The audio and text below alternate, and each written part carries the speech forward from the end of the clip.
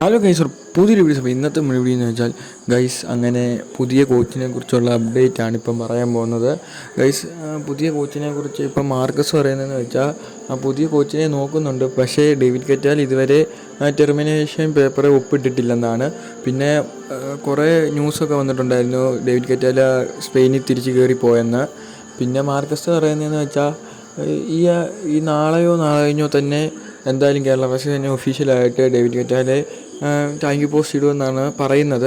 അത് കഴിഞ്ഞ് ആഷ്ലി വെസ്റ്റ്വുഡിനെ കുറിച്ച് കാര്യം ഒക്കെ ചർച്ച തുടരത്തുള്ളൂ. കാരണം ഡേവിഡ് കറ്റാൽ ഇതുവരെ ടെർമിനേഷൻ പേപ്പറിൽ ഒപ്പിട്ടിട്ടില്ല. ഈ ആഷ്ലി വെസ്റ്റ്വുഡ് വന്നു കഴിഞ്ഞാൽ നമ്മളെ കൊണ്ട് വല്ലതും നേടുമോ എന്ന് ചോദിച്ചാൽ ഗൈസ്, എന്തായാലും റെലഗേഷനിൽ നിന്ന് രക്ഷിക്കാൻ പറ്റുമെന്ന് നമുക്ക് പ്രതീക്ഷിക്കാം.